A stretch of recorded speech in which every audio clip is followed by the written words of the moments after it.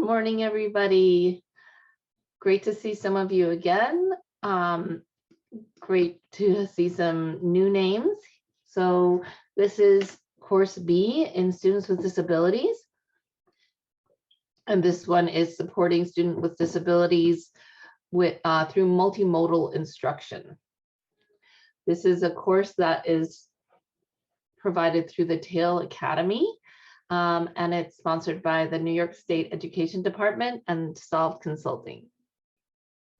This is being recorded.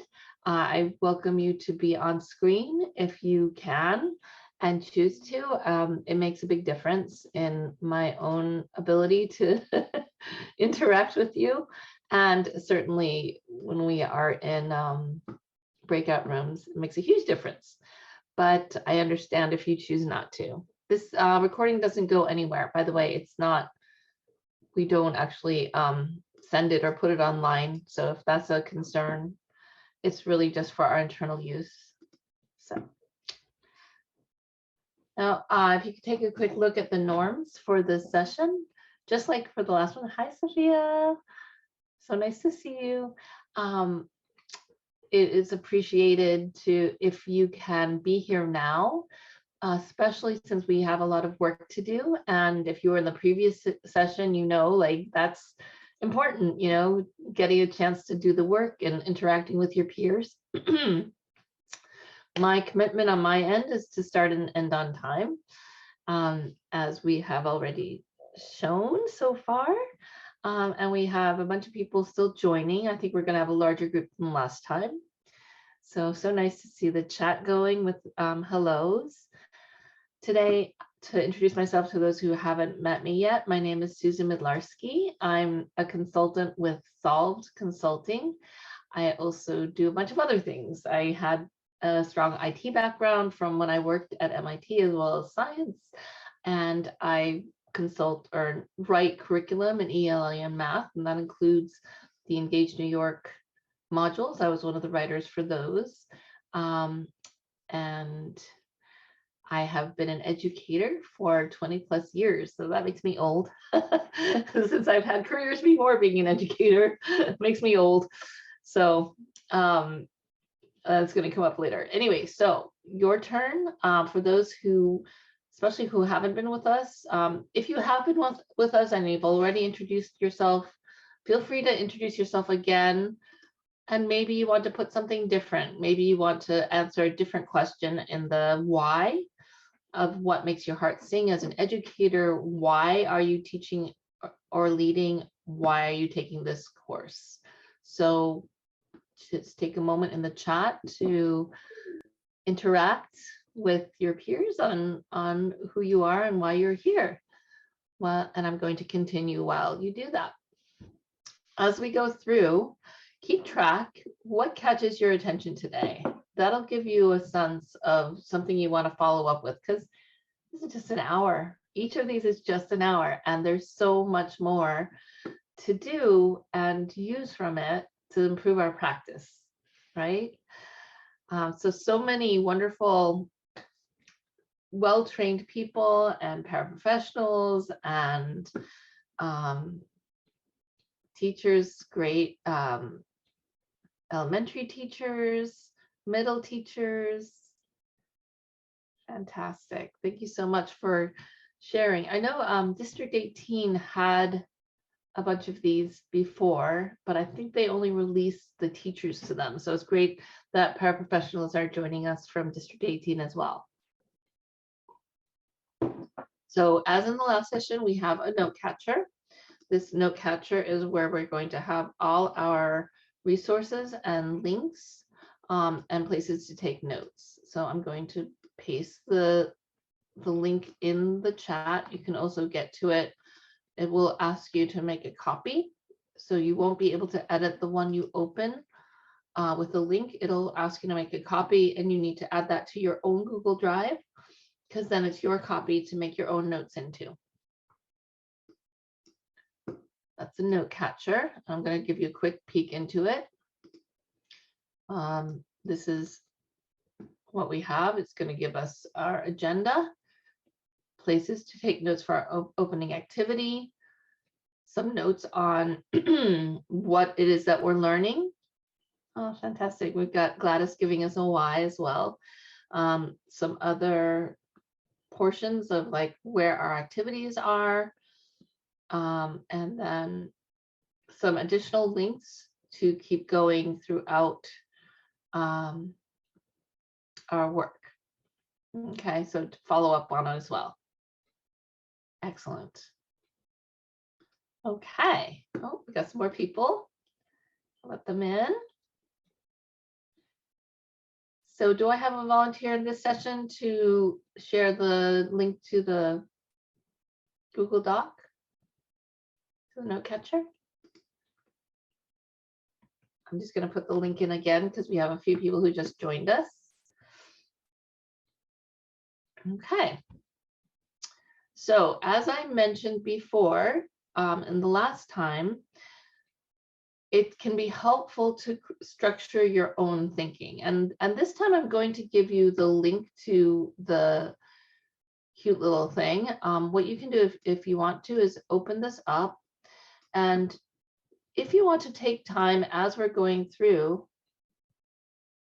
So you know what, Rashina, I think what happened was she accidentally pasted the link to her own copy instead of my link.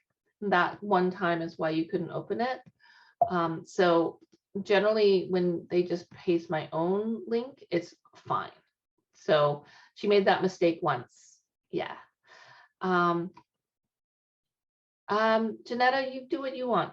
The document is there if you want to take notes in it, but it also has all the links that you'll need throughout the session. So it's good to have it.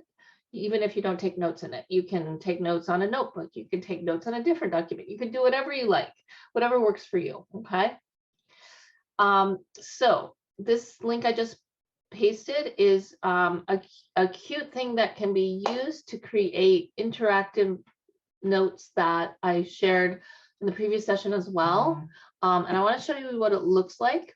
So this is from the NCTE. So it allows you to create your own note catchers that turn into a stateless book. And this is something that you can use for your classrooms. Students can create your own or whatever. Okay, so this is a tool. Okay, it's called Stateless Book, and I created one already that I want to show you. Okay, so this one is for this particular session I created. So it has a little page templates, and I just added some notes from this note catcher into the page templates. So I could write in my own little stateless book. So there's different templates here. You know, let me make this bigger so you can see more at once. Okay, and this is all of this and so on. I didn't have enough time to do it, but I have lots of blank pages to write on too. And so then the outcome is, I'm going to show you when you go to create your stateless book, this is what mine looked like. Okay, so when you go to create it, I'm going to go back here for a minute.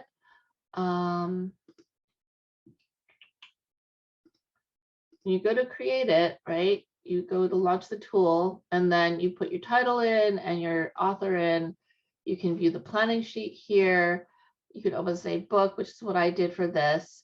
And then this is the finished version. Okay, so just to show you, like, I've got my little cover, I've got my little back. Okay, and then inside I have my pages. You just like fold it up. You fold it in half and then you fold it in, and you've got the pages for your notes. So you can take little notes, and then these cute little things could be printed on color paper, whatever, and then it can be pasted into an interactive notebook so that students can refer to it with their own notes as well. You can have a whole little set of these, or printed on larger paper for a larger version. So this is one resource to share with you. Okay, let me go back here to this. Okay. So when you create your own structure, then you become it makes it work better for you. So that's one way to do it. Another way is through a graphic organizer and lots of different things.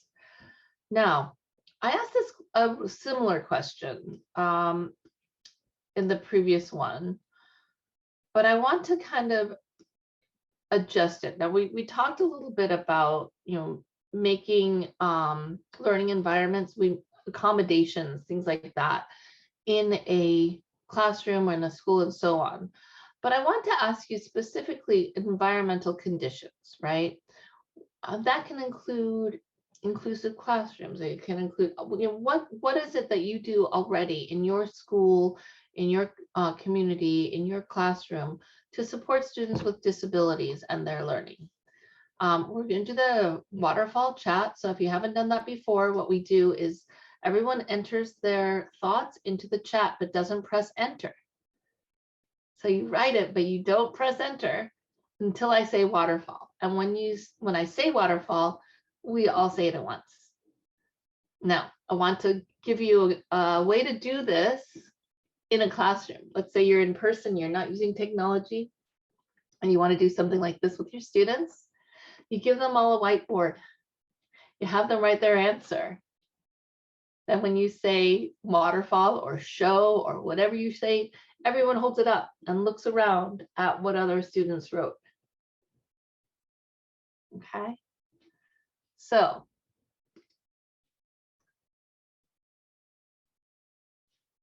I'm going to give you another moment. Everybody, okay, waterfall.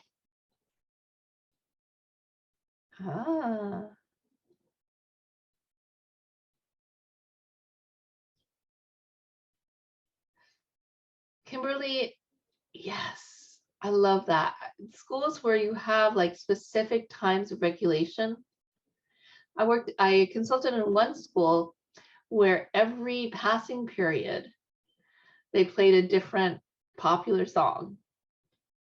Nothing inappropriate, but like something grooving, you kind of be movement, right? So it kind of broke up the day. Lots of flexible seating, cozy corner, calm down spots, create and monitor goals. That's really important. Yeah. Really great participation here. Thank you so much for everybody who added. Okay, so look what we've got. Some of the same things you all said, right? Flexible seating, flexible grouping, labeling resources, visual cues, field trips. Now, field trips is interesting. We're not just talking field trips to the zoo or something like that. It can be field trips in the building to visit other classrooms or visit a school fair or whatever it is, right? Could be out if you have like some outdoor learning. If you have an outdoor space, a lot of schools don't in the city, but some do. We have all these different things, multimodal texts, voice to text, note making, right? We just did that. I just showed that a little bit. There's lots of different ways to do it.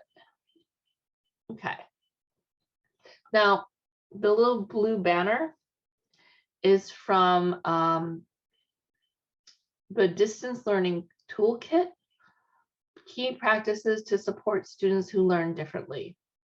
And so that the quote is, by learning new skills and trying new strategies, I can learn. And in your case, I can help all of my students learn.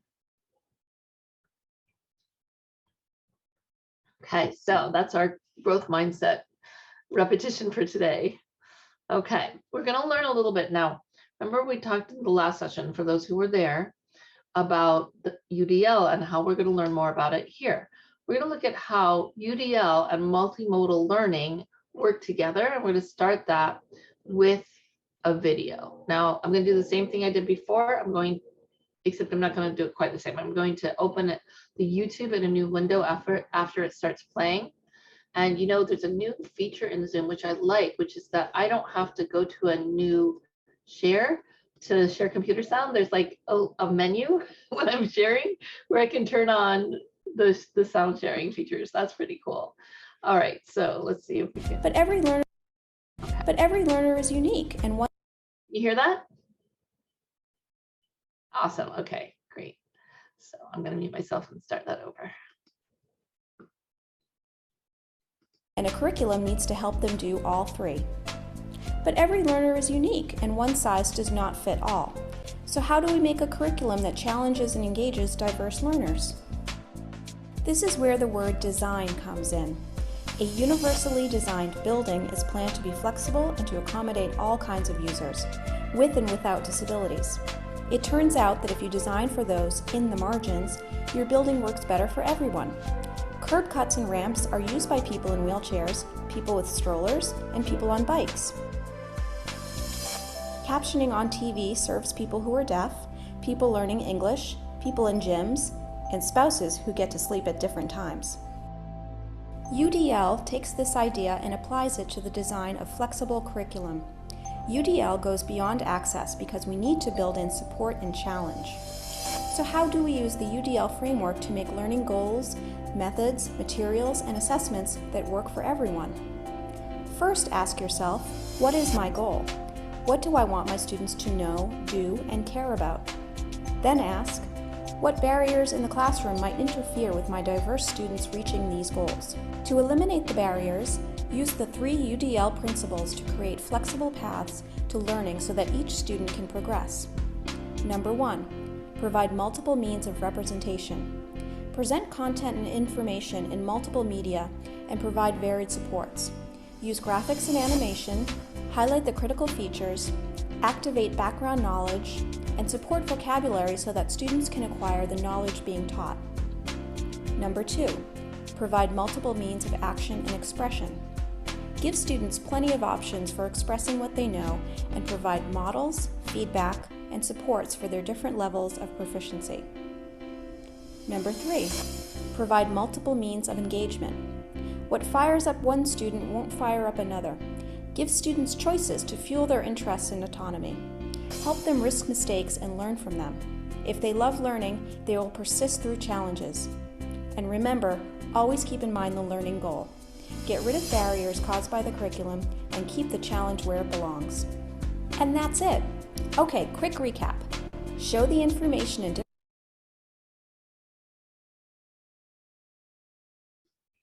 Okay, so the first principle of UDL design is that it accommodates learning, instruction, right? So the core beliefs are, first of all, variability is the rule. It's not the exception. We don't teach the same thing the same way all the time. Gone are the days of chalk and talk.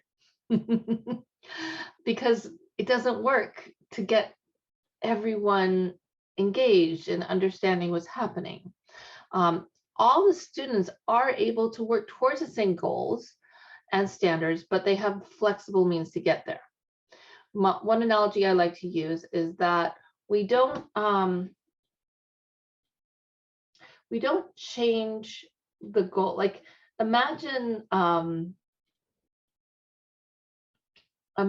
that it's a mountain that we're trying to get, or the top of a hill that we're trying to get our students to. We're not trying to change the hill. We're trying to change whether some students need a ladder, or some students need a ramp, or some students need, ropes to get there. Others just need a good pair of hiking shoes, whatever it is, right? So we give them the different tools that they need to get to the same goal. Another core belief is all students will become expert learners if barriers are removed and engagement is deep. Now, UDL is not the same as differentiated instruction or understanding by design, even though they often are confused, okay? UDL is about students being able to self-differentiate based on the options and choices that we can provide. Differentiated instruction is us making the choices for the students. Now, we talked about this before. The most important thing, the big shift, is that we want to take away the barriers and challenges in the curriculum rather than in the student. And here's a great example in real life of the difference when we create variability or when we make accommodations for a certain population, it tends to serve everyone. Anyone who's actually ever been trauma trained or trauma informed in parenting, like I was a therapeutic foster parent. And what you learn is like you can get away with a lot of stuff with non-traumatized kids, but it's not necessarily good practice. When you can't get away with things because the children are fragile, it really changes your whole practice of parenting or teaching or anything else. And it helps everyone. It just makes you better all around. So that's like with this, the sidewalks accommodate everyone. They help everyone, but some people really need them. Okay. But every learner. Okay. So actually we have an activity here. So I want to just go back to the note catcher for a minute. Okay. So this is where, like, as we were going through those things, here we had some places to take notes, right? Now, if you want to, please put in the chat any specific ways you would provide representation in multimodal instruction for any of these, okay? So for any of these features and anything else. So for example, how might you introduce vocabulary in multimodal ways, right? Thank you, Denise. How would you like, you know, present maybe science information, whatever it is, you can add something in the chat, okay? And then we're going to go back to this. Now, here's another example of multimodal learning, okay? Now, it's called hyperdocs and hyperslides, okay? Hyperdocs and hyperslides are basically any just documents or slides that have hyperlinks in them. So we're pretty acquainted with those. Basically, the note catcher is one, these slides are another. They have links to them. And we're going to look at an article about that. Where is it? Yeah, here we go. So this article is something that can be explored later. You know, here's a whole article about it. Okay. So here we have how this can connect to the universal design for learning, okay? And that includes the guidelines for that. Okay, so this is something that can be explored. It's linked to your note catcher. And here you have a bunch of resources, right? A Padlet with, oh my goodness, some people have added to it, but there are a bunch of resources here in order to help you create your own hyperdocs and hyperslides. And here are some templates here, okay? You can share these with your students. The students can then use them to create a response to a prompt, okay? So that's from this.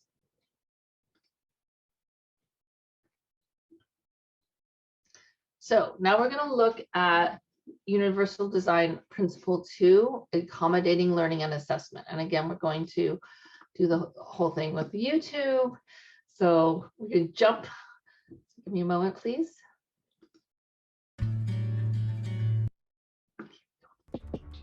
Oh, we have to go through the ad. There's a good chance somebody's trying to hack your website. Okay.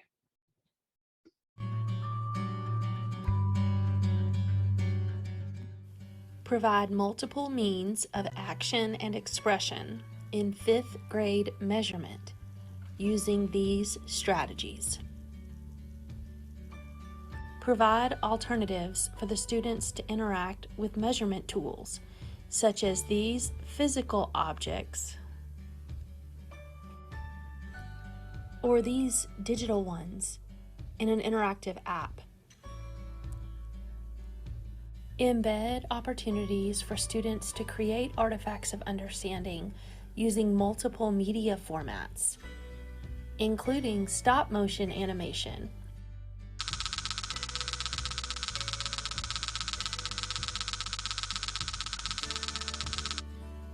Provide scaffolds for the students to utilize as needed during the learning process. Make sure the students know how to find them. Support students to write and reflect on their own goals related to perimeter area and volume. You can model this with an anticipation guide in numbers.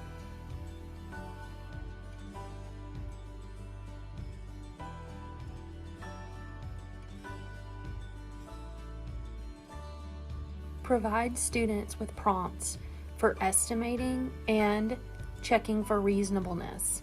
3-act tasks are perfect for this. Ask questions of students to promote self-reflection related to what they've learned about measurement. Bulb is perfect for this. Provide multiple means of action and expression in 5th grade measurement using these strategies.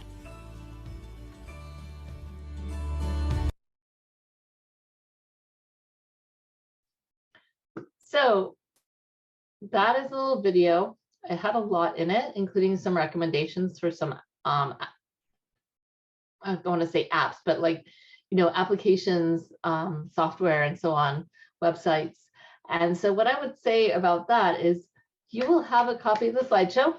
So you can go back and investigate that further if you're interested in pursuing some of those resources. Okay, so this is review for some people. This comes from the blueprint for improved results for students with disabilities. And we're going to be focusing on the 2 yellow ones here. These are all key points to help students with disabilities. These 2 yellow ones, specially designed instruction and research-based instruction, are what we focus on this series in order to help our students for both special and regular ed teachers. And I'm going to kind of click through these slides a bit quickly because most of us have seen them already, but these are some of the criteria that we need to have when we're creating effective specially designed instruction. Okay. So I'm going to skip that one as well. Now, here we get to do something interesting and fun. Okay. So in you have a link to a communal journal here. Okay. And the communal journal looks like this. Okay. Now a communal journal means that everyone gets to write in it. Okay. And what I'm going to do is it's already filled in a bit from my last session. So I'm going to take out the notes from the previous session so you guys have a fresh start. Okay. And what we're going to be looking at is there's 3 different students. And this is if you go here in activity 3, you'll see learner variability in action. Okay. That link leads you to this Canva doc. Okay. And you're going to go through and read this document, specifically starting on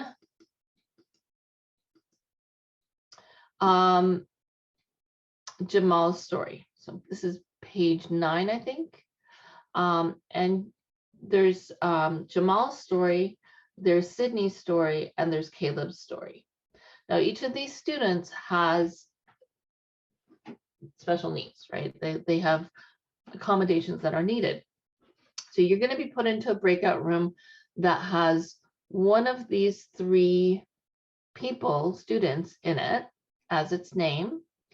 And as you get to read through it, you are going to share ideas and thoughts about these guys, whichever one you have, and put them into the note catcher, okay? The shared journal. And I see a couple people are in there already. That's great. And then you're going to select a reporter in that group to share out insights and next steps for when we come back to the main group, okay? Now this means we have a bit more time than we had in the previous sessions. We have 10 minutes to work on this. Actually, you know what? I'm good. Yeah. What I'm going to do is I'm going to have you, yeah, I'm going to give you 10 minutes to do this, the reading through and sharing and filling out the note catcher. Be sure to have good conversation. You know, I want this to be productive for everybody. And then I'm going to come back and give you the next steps, and we'll go back into breakout rooms after that. Okay. Let me get this started. You can go ahead and start opening. Let me stop this. You can go ahead and start opening the documents to start with, and then I'll send you to breakout rooms in just a moment.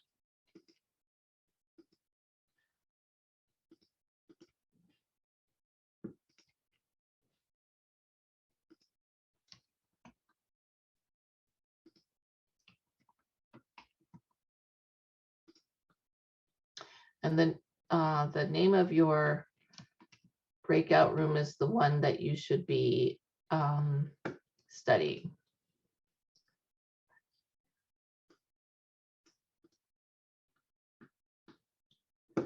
Okay.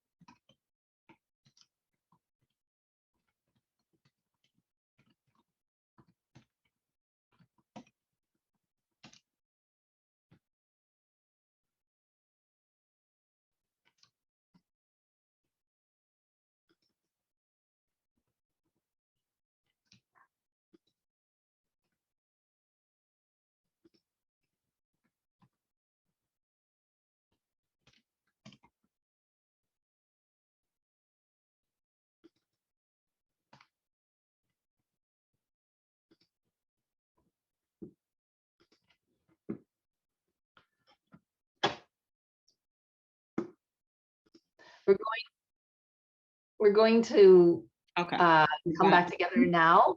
So I'll reassign you when we reopen the rooms. Okay. Thank you.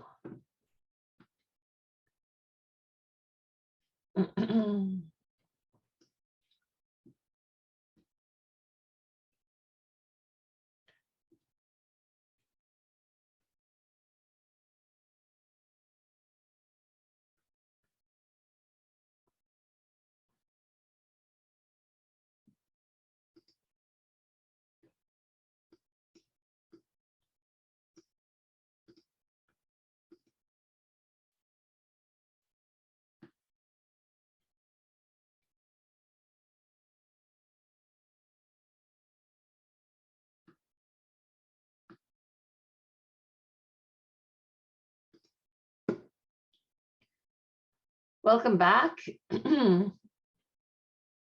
Welcome back to everyone. Looks like you were having productive conversations as we had to pull you back. So fantastic. Looks like people got a lot done. Some people are still working on completing the group task. We have a part 2 that we want to do, which is where we take what we learned from these case studies and we apply it to our own students. So just taking a look at the next part of the journal. As you can see here, this is where we're going to take some time to think about one of our own students who faces learning barriers. Okay, in that situation, now there's only one row here. You can create a new row if you want, just by pressing tab to write about your own student.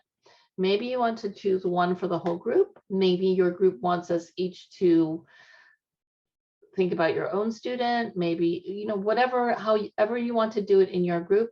We don't have a ton of time because I do want us to come back and do a collective share, but take some time to apply what you've learned into your own student and what you can maybe think about going forward to shift your thinking and provide different supports than maybe you have in the past for that student. Now, this might not be a student you see again, but this is someone who you experienced and understood their needs, okay? Is that clear? You're gonna go back into the same groups.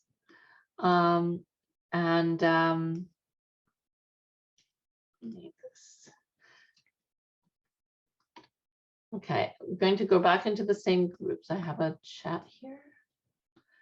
Now, Pauline asked if you get a copy of this. Do you mean the collective journal? Because if the communal journal, it's, it's going to be there, but what you can do if you want to save a copy in your drive, you just go back into here and you go file and you go make a copy, and then it will save right into your own drive, okay? All right. So that might be a useful resource for you in the future. I will, after our session, I'll clear out this for the next people. This is interesting. I like how this is read. Okay, so I'm gonna put the task in the chat as well, but again, we're going to be reflecting on our own student, talking about it in our room together and making notes in the same way as we did for our case study before. Okay, so I'm going to stop sharing and I'm going to open all the rooms.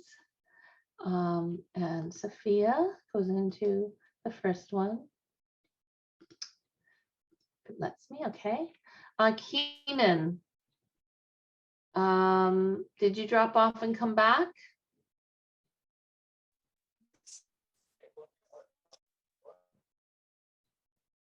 Keenan? Yes. Hey, how are you?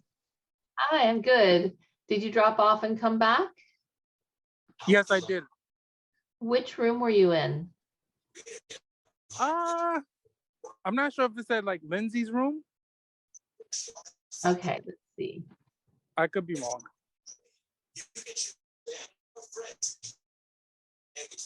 I don't see a Lindsay. I see we had Jamal, Sydney, or Caleb. Oh, Did you mean Sydney then. Sydney? Okay, you Yeah, got it. well, I know it's something like that. I thought you meant like another person in the group. No, I know it. Like I don't know Yeah. if you gave the rooms names or something. I did, yes. There we go. Yeah. So it was Sydney. So I put you in there. You should be. Oh wait, no, I thought I did, but it didn't take. Okay, there. Okay. All right. All right. Thank you. Thank you.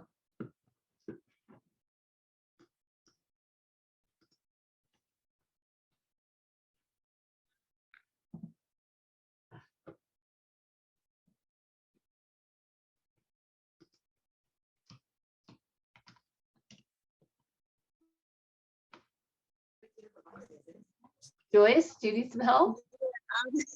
I don't know what happened. I went to push join. You went to push join and what happened? I went. I don't know what happened. I think what happened is your connection's bad because it's really hard to hear you. So what you can do is I'm going to share my screen with you for a second so you can see this. What you're going to do is there should be at the bottom of your screen near reactions a little button that says breakout rooms. Reaction for breakout room. Yeah, and it should give you the option to join a breakout room there.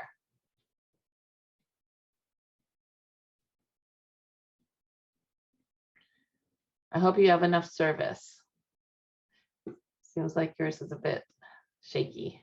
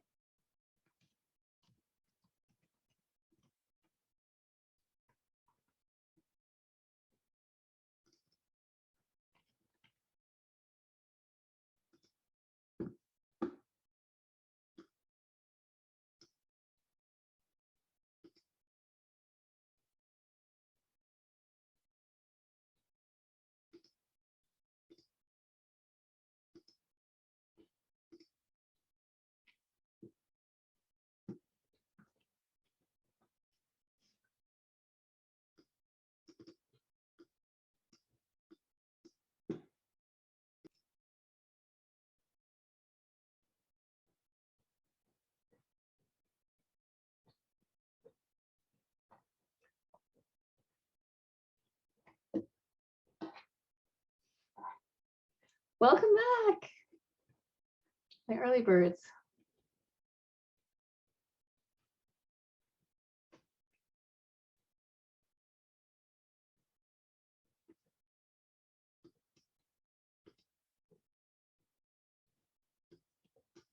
Okay, we got more people coming back.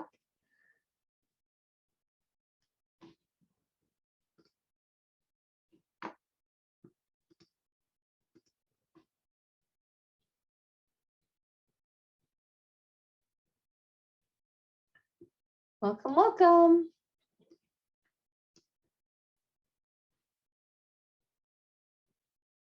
Okay. So some of us had a harder time leaving your great discussions than others. I'm going to just take a quick peek into our communal note catcher. I see that nobody really wrote any notes into about your students, but hopefully you had a good conversation.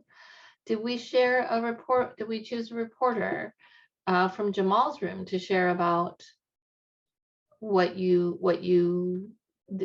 spoke about one of your own students? Oh, Pauline, are you sharing? no, Terrence, I think. Go ahead, Terrence. I mean, I would share, but we didn't, I don't know if we recorded. I wasn't the one who pressed the record button for our session, but we did Oh, discuss. no, I'm no, sorry. not record, not like recorded the video, but just record, like write down. Oh, no. I mean, I didn't write anything down, but I can basically kind of go over the speaking points that we spoke about in the group. Yeah, go ahead. So we were talking about some of the devices that we use when our students are having like issues dealing with their surroundings. So for example, we talked about the noise canceling headphones, using that as a method to help kids kind of regroup or gather themselves when there's too much overstimulation going on in the classroom.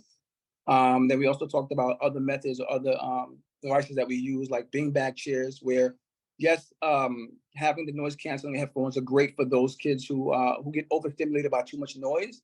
But sometimes even those students who seem to be overstimulated by something like noise, giving them a moment to just be able to go over to a beanbag chair or in a quiet corner, even in the setting of the classroom, does a lot for them in that moment, right? They just want to know that they have the tool that they can use on their own to say, well, I need space away from everything that's going on, and giving them that, and then that in itself allows them to regroup and come back to the group and do things in a way that is productive to the class. That's fantastic. Thank you so much for sharing that, Terrence. Mhm. I wish we had more time to share, but I'm glad you had plenty of time in your group. I want to share with you now. We are going to, this is part B of the 3 parts that we have developed. There are more parts coming out in the fall, so come back to our site and check it out, or you'll get emails. And now we have time for our feedback form, and this is my email address if you'd like to reach out to me. I'm going to put the feedback form also in the chat, and it's in your note catcher as well. But while people are filling out their feedback form, if someone else would like to share what next steps you found, or a new understanding, or a new idea, Bridget, did you want to share? I just wanted to share one thing because I was mentioning it in my group and I just wanted to reiterate it, I guess, for everybody else. Sometimes you need to be not only your student's advocate, but you're a self-advocate. I had an observation where I had a student who spent the whole observation with a fidget tool and not like focused, like not facing me. And but my observation there, the principal's like, oh, your child was not focused, he wasn't learning. I said, go and speak to that child. And he was able to, like, the child was able to articulate the lesson. He was able to like show that he was learning. But sometimes, you know, when people come into your room, they don't understand what those kids need. So sometimes you need to be like, you know, this child, yes, they're sitting on a beanbag, or yes, this child is, you know, focusing what a fidget tool. Sometimes you have to like explain to other people what's going on. In all of my plans, all of my lessons, everything I turn in, I specifically tell what differentiates going on, because I had a student just get up in the middle of lesson, like the beanbag situation, and they just walked off. And the principal, the person observing is like, what just happened? I said, they need a minute. They'll come back when they're ready. So sometimes I just wanted everybody to be aware that sometimes you have to be your own advocate when people come in. That's a mark of a true professional. And actually, if you look at Danielson, exactly what you're saying is part of the key of a high level professional. You know the objective, you're able to assess it, you are deliberate and intentional in what you're doing, you understand the students' needs, and you're able to meet them, and the students are able to meet their learning goals. That is fantastic. Thank you so much. You're getting a lot of kudos in the chat as well. I'm just showing that I have like little fidget at my desk too, because, you know, sometimes it helps to keep your hands busy, you know, nothing wrong with it. Okay, fantastic. So as soon as you finish the survey, the session is complete. You have finished another CTLE. So thank you so much. Wonderful group. And for those who join us for part 3, we're meeting again at 1 p.m. With the link that you should have received. Okay, thank you so much.